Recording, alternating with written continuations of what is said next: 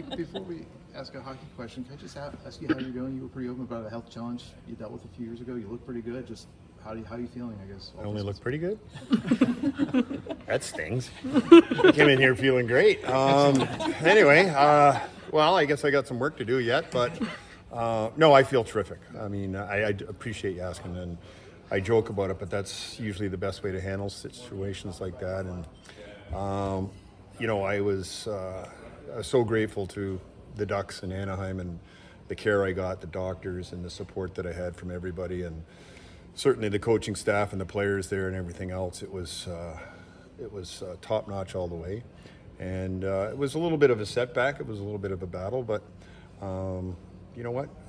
I felt confident through the whole thing, especially after learning more about the particular cancer that I had, and the doctors were great about keeping me informed as to what was next and what we were going to be anticipating or expecting, and the results of that, of how I'd be feeling after treatments and stuff like that. So, yeah, but it's behind me now, and we're looking forward to just keep moving on, one foot in front of the other. You took a year off from the sport. Was that related to your recovery, and just what was that like as a hockey person, maybe not being immediately directly involved with the game for a year? Well, it was kind of twofold.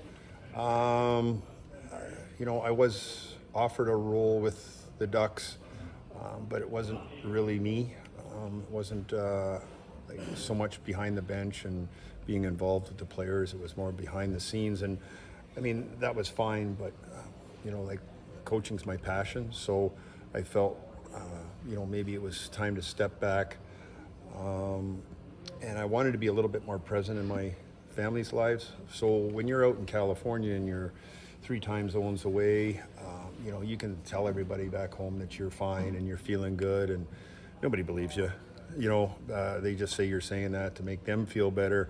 So I wanted to get back with my wife and get back to my daughters and my grandkids and my parents and whatnot, and just kind of spend some more time with them, and so that they could see that, yes, I was recovered or recuperating or, feeling better, not great, as you referred to. So, but I think it helped me. And I don't think I even realized until I took that time how much of an emotional drain the whole process was. So I think it was good for everybody. And now I just feel so energized and ready to go, and like the juices are flowing. So it might have been a good thing how it played out, but I did miss the day-to-day of being in the trenches with the players and the other coaches.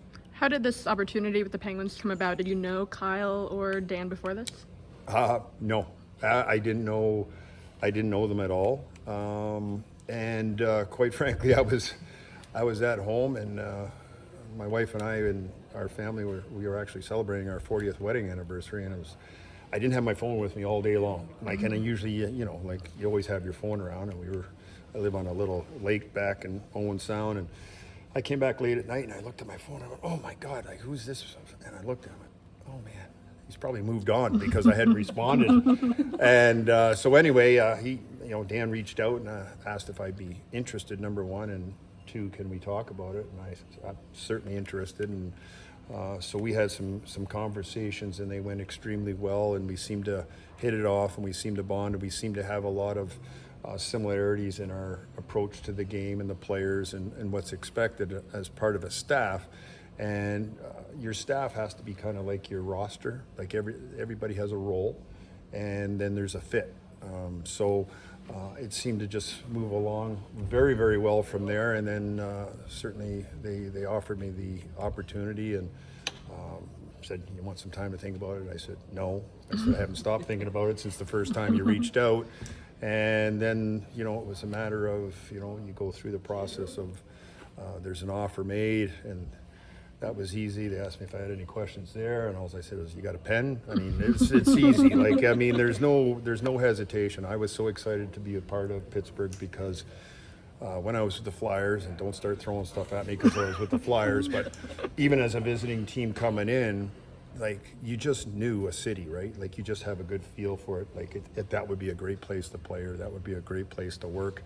So it just seemed to fall into place. And as I said, I'm thankful to, Kyle and Jason and Dan and having the trust in me to join the team. We did hear there was some familiarity though with Todd Nelson from back Oh in the yeah, day. Nelly. I've known Nelly for years. We played against each other. I actually coached him as I morphed out of the playing career. I had Nelly, and then Rich Clune. I went to school with his dad and played hockey with his dad, and it was funny how everything just kind of came around. And you, like, the hockey world, it's a small world, right? So you always know somebody, and then as the staff was unfolding, I was like, oh, okay, I do know these guys, and I know Boko's name's come up a lot. I coach Boko, and we've had a special relationship, and so it just seems like there's been a comfort level already for everybody, and we're all looking forward to it. Mike, you're going to be overseeing the defense and the PK. I'm sure those units will each look great next season. Geez, I like your attitude now. See, it's Sunday, right? It took you a while to get yourself going. Exactly. I'm just going to let you know I'm in charge of the PK until it goes for a dump. Then we all point fingers. No, that's fine. I know the roster's not finalized yet, but just based on the players you maybe have available right now, how do you, what do you make of what you have available in terms of each of those units? Well, it's so early to tell. In all honesty, there's a lot of things that can happen between now and the start of training camp, and then even after training camp, and some guys are put on waivers. Maybe you pick up some bodies, and the roster could change. But I think the biggest thing is, we're expecting good things from our special teams on both sides. We want to be in the upper echelon, as everybody wants to. So we'll see where it goes. And there's some guys that maybe haven't been used in the past that might, turn out to be good penalty killers. And, we'll experiment a little bit and see maybe if you can get some guys some more minutes, or get them in a role where they feel comfortable and they can contribute to the team. What is your PK philosophy? I know Dan had a really aggressive penalty kill in New York. I mean, do you share that? Is there a difference? Yeah, I think, well, if you look at some of the PKs over the years that have had success, there's always some teams that always seem to rise to the top. And sometimes it kind of goes in cycles. Like, you'll see a team that one year their power play's on fire, and the next year maybe it drops, and so with the PK as well. But I think if you look at the teams like the Carolinas, year after year, they're up there near the top, and it's because of their aggression. They just work, and they tend to outwork the PP, and they take on the personality of their head coach, Rod Brindamore, another guy I was fortunate enough to coach.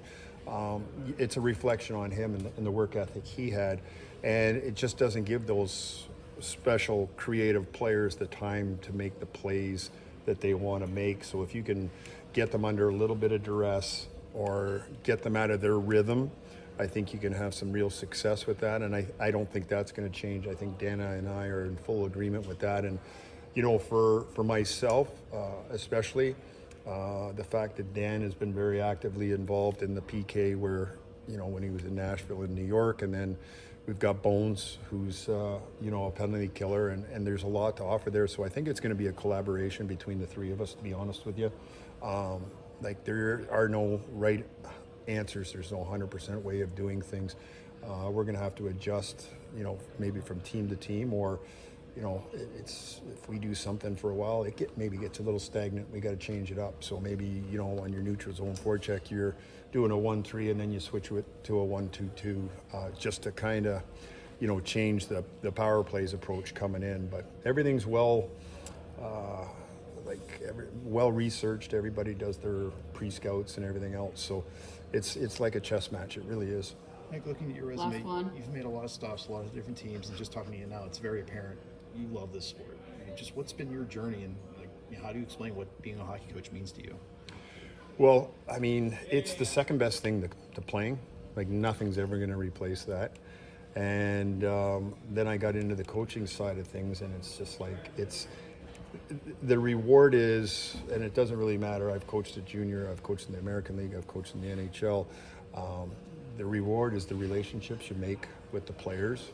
And I think, for me, part of the research I think that Kyle and Jason and Dan did in looking into myself as a candidate for this position was they talked to former players and got their thoughts and ideas on how they were treated, and we worked together and whatnot. So it really is.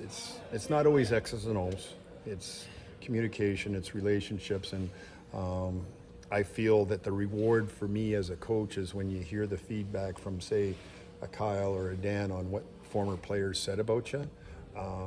And perhaps they didn't ask the right guys, but luckily for me, they asked the right ones. So that's basically what it is. But like, I don't know, like even just talking to you guys right now, like I just exude energy for it, and it's just like you want to get out there. And being on the bench, man, you're down there in the action, and it's awesome. You look at the other teams' coaching staff, and hope we're into one tonight because this is a good staff, and this is going to be a heck of a battle.